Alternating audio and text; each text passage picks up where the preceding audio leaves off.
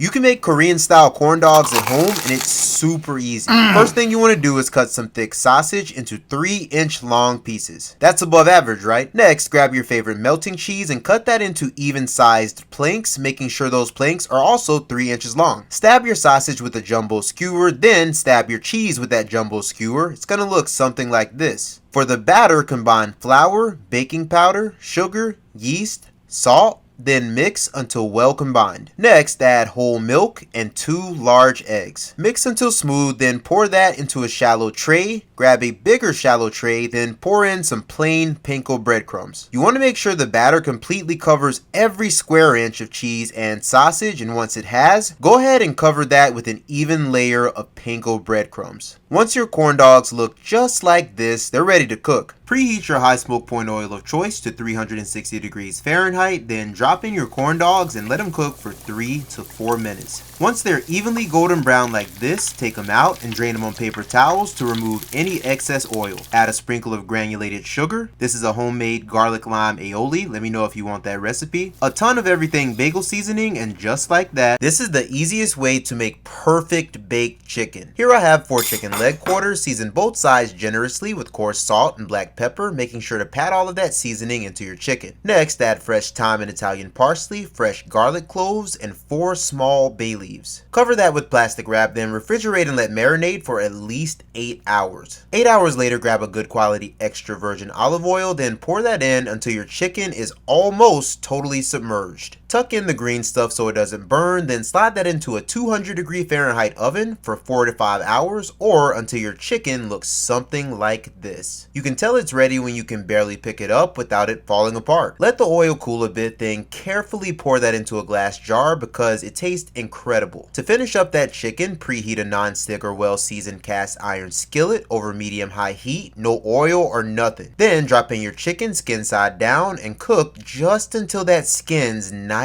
and crispy. Minute rice because I don't feel like making rice. Chicken confit goes down. Creamy lemon garlic herb sauce on top. Y'all let me know if you want that recipe. Finish with black pepper and parsley, and that's the reason I say this creamy lemon garlic pan sauce will turn any piece of baked chicken into a masterpiece. You want to start with 5 cloves of garlic confit, then cover that garlic with chicken confit oil. You're going to need a large lemon, add all of its juice and half of its zest. Then add a 1/4 cup of good tasting dry white wine, coconut milk or heavy cream, along with 1 tablespoon of honey. Blend until smooth, then set that aside. Now here I have the pan in which I seared off my chicken confit skin. Those beautiful brown bits stuck to the pan, that's exactly what you're looking for. Now adjust your heat to medium, then add 4 tablespoons or a 1/4 cup of confit oil, and once that's nice and hot, add 2 tablespoons of all-purpose flour. Constantly whisk until it looks just like this, then add in that garlicky, lemony goodness. Continue to whisk until smooth, then once it is, taste it, then add salt and black pepper depending on your taste preferences. Once it's thickened up to your liking, remove your sauce from the heat. If it gets too thick, simply add a little water, then whisk. Finish with finely minced fresh Italian parsley, and look, I'm telling you, you can make Chick-fil-A's new honey pepper pimento chicken sandwich at home and it's super easy. First thing you're gonna need is 4 to 5 regular sized chicken breasts. Dump those into a medium sized bowl, then cover them with whole buttermilk. Then add some fresh garlic, coarse salt, black pepper, MSG, dill pickle juice, onion powder,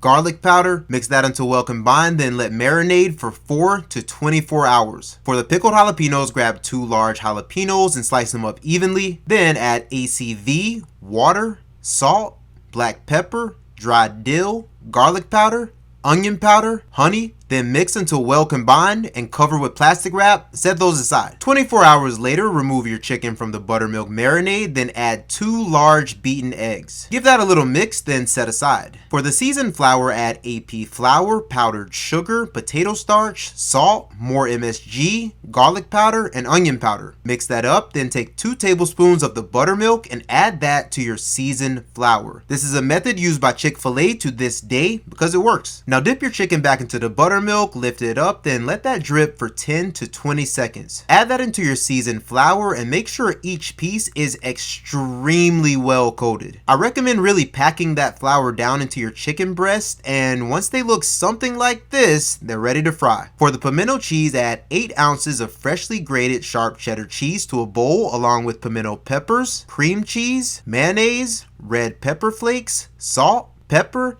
then gently mix until it looks something like this. These buns are very similar to the ones that Chick-fil-A uses.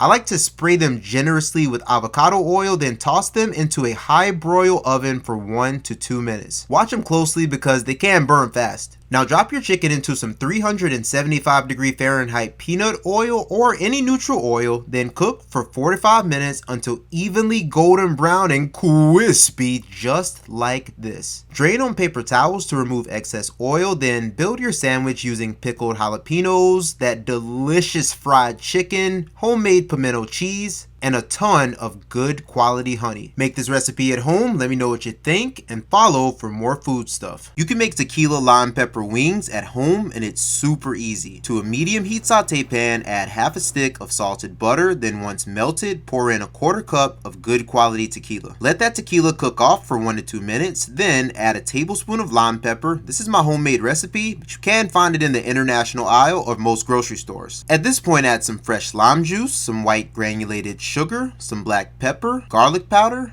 onion powder, and freshly minced cilantro. Let that cook 1 to 2 minutes, then add in a starch slurry to thicken it up. I added way too much, and that's okay. All you gotta do is whisk constantly, adding water little by little until it thins up and looks something like this. For the wings, I seasoned 10 party wings with olive oil, coarse salt, smoked paprika, onion powder, garlic powder, black pepper, and potato starch. Mix until all the chicken's well coated, then into a preheated 450 air fryer for 15 minutes or until nice and crispy. Now get those wings lost in the sauce, add some more of that homemade lime pepper seasoning, more of that minced fresh cilantro, then toss until everything's well coated. Save this recipe so you always remember. Did you know you can make your own lime pepper seasoning at home and it's super easy? First, you're gonna need a 1/4 cup of fresh lime zest. You want to remove only the green part and leave behind that white part because it's super bitter. Now dump your lime zest onto a parchment lined baking tray, then break it apart and spread it out as evenly as you can to ensure even cooking. Now slide that into your oven set to its lowest temperature. The lowest mine goes is 165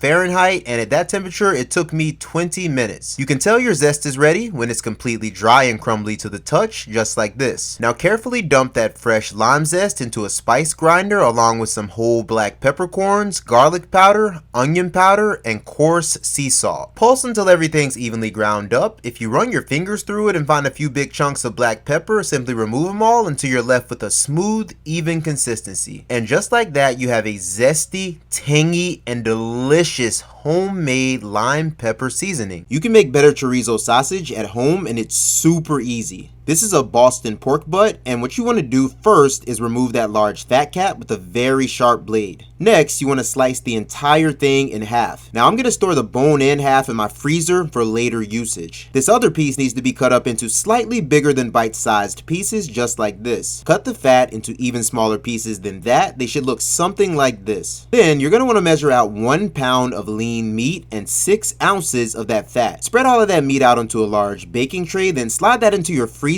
for 30 minutes. 30 minutes later, add half of each into a large food processor, then proceed to pulse until a pebbly consistency has been achieved. And once it looks like this, dump that into a bowl along with freshly minced garlic, apple cider vinegar, chili powder, smoked paprika, Mexican oregano, ground coriander, ground cloves, cinnamon, cumin, black pepper, and coarse sea salt. Mix with your hands until very well combined, then wrap that tightly in plastic wrap so it stays fresh and just that easy.